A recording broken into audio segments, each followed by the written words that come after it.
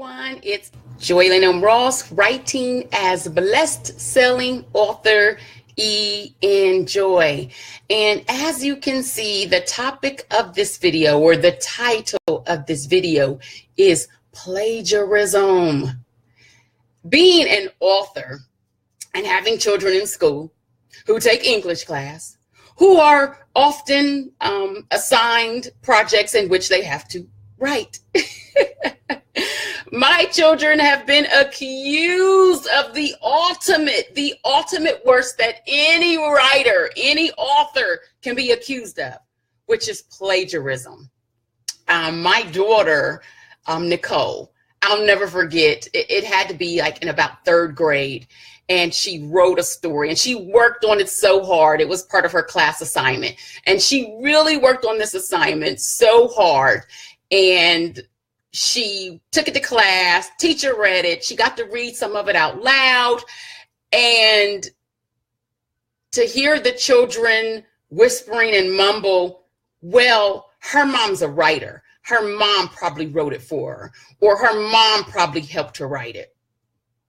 And some of you, if any of you out there are writers, you're authors, and you have children and their peers know you're an author or writer because, you know, I go do writing workshops in my kids' school. They have my book, so they know I'm an author.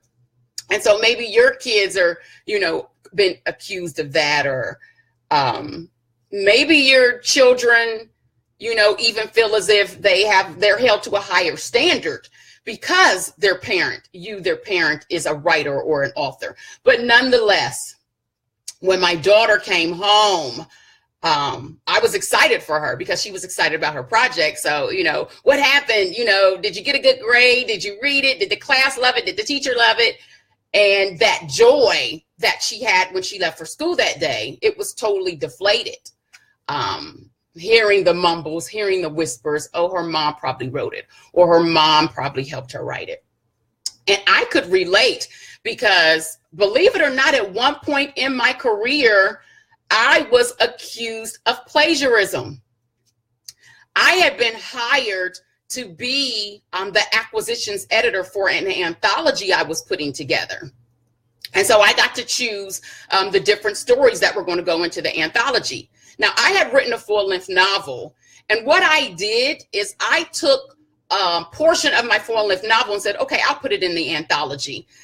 Because with the anthology, sometimes you can put teasers to a full-length novel, or sometimes you can turn that anthology, that short story, that novella that you wrote, you can turn that into a full-length novel. Well, I had already written a full-length novel, and so I decided to just take a portion of the full-length novel and include it in the anthology as well.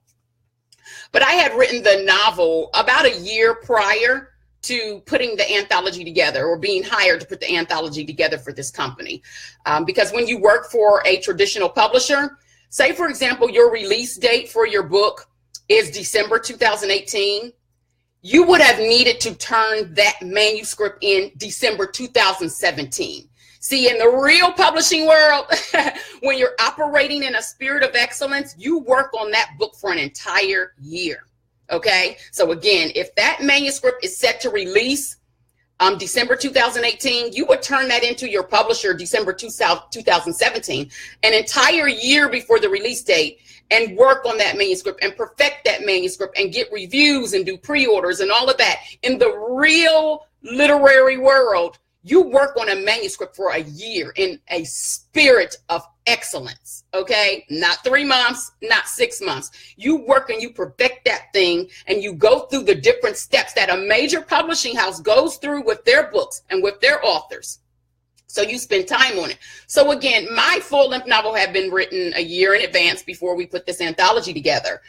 But there was a blurb or a term that I used in my book, and that was part of the storyline and the theme. Well, another author whose book I chose, whose story I chose to be an anthology, he kind of used that same thing.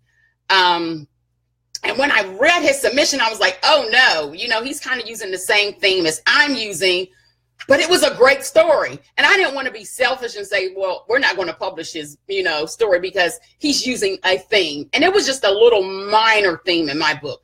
But I said, no, this guy, he's got a great story. You know, he's a writer. I believe it may have been his first publication either. I was like, that would be personal. That would be hating. So I picked his story to be a part of the anthology. Well, little did I know that same person who I call myself giving a break, not hating on, later accused me of plagiarism when he saw my full-length novel and he saw that theme.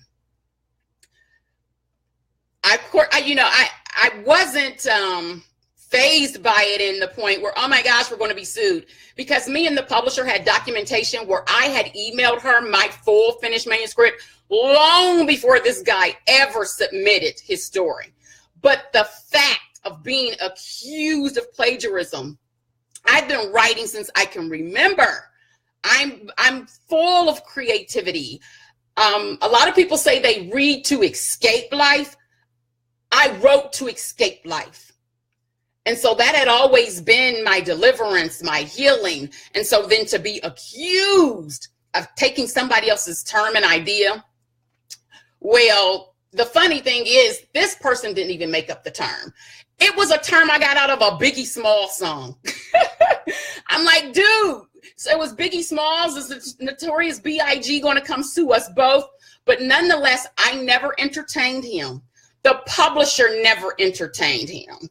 It may have made him feel, you know, like he was bigger than he was. The fact that he thought someone stole his ideal or his concept. But again, I learned it from a Biggie Smalls album, baby, baby. But nonetheless, I knew what it felt like when my child came home and told me she had been accused of plagiarism. So that was when she was in 3rd grade. Now I'm proud to say she is a freshman in college at UNLV, and she is still writing. She is still penning stories, penning poems. She's actually studying film, so she's penning scripts. And so I'm excited that even being accused of plagiarism in 3rd grade, which really hurt her, did not hinder her, did not stifle her dreams, her goals, her creativity, her love for the written word. As when I was accused of plagiarism, it did not stifle my creativity. It did not keep me from wanting to write and pen anymore. But this isn't about me. This is about my daughter. And just recently, she penned a poem. She actually penned a poem for a class assignment. And of course, I'm an editor by trade, so she wanted me to edit it. And when I read this, I was so proud. I was so proud. It's like, my baby penned this poem. My baby is a writer. My baby has her own thoughts, concepts, ideas. How dare anyone ever accuse her of plagiarism? And I was so moved by this piece. I kept saying, you need to do it live. You need to read this piece. You need to really share this piece. But my daughter is such an introvert. I tell her, everybody says, you don't talk, you don't talk, you don't talk, you never say anything. She says, I do talk when I have something to say. So I'm like, okay, maybe I should learn that one, because even if I don't have nothing to say, I love. No, but I tend to have something to say. I tend to have a message to share. But what I want to do in talking about plagiarism and how my daughter, who was in 3rd grade when she was accused of plagiarism, is now a freshman at UNLV. It didn't stop her. It didn't stop her from saying, I know I wrote this. I know I have a gift. I know I have a talent. And I want to just share my daughter's latest work. Again, I tried to get her to read it because I felt it was just so powerful. And she refused. She refused to go live. She probably broke out with hives when she had to read it in front of her class, knowing her. But I'm going to read it for her because I am so proud of my baby. And I am so proud that, like her mother, she is a writer, that she has her own thoughts, ideas, concepts, and she knows how to put them in words. Now, I just realized that my phone is still, is not on Do Not Disturb. So I'm going to put my phone on Do Not Disturb because I do not want, I don't want anything interrupting this reading. So I'm going to read this and I promise I'm going to let you guys go. The Good Old Days by H. Nicole Ross. I wish things were like they were back in the good old days. Words often spoken. War. A war outside the country, a war within the country. Pain. Pain watching your son go off to war to fight for a country he can't even vote in. Pain watching predominantly Black neighborhoods across the country get bombed. Anger. Anger knowing that the tree of life is the tree of death. Anger watching Black bodies swing from the left, right, left. Tears flowing while getting the news that your son will be coming back home in a box. Tears flowing while hearing the news that your son was beaten in what started as a peaceful protesting in the streets to oppose a war where many young men are losing their lives, protesting in the streets because of the terror you have to face on a day-to-day basis, protesting because you have no voice, protesting because you have a voice, protesting because you have no rights, protesting because you have the right to protest, fighting to be free in the land of the free. The good old days. Some people don't think those days were good at all. They think those days were great. And some people want to make this country great again. Like the good old days.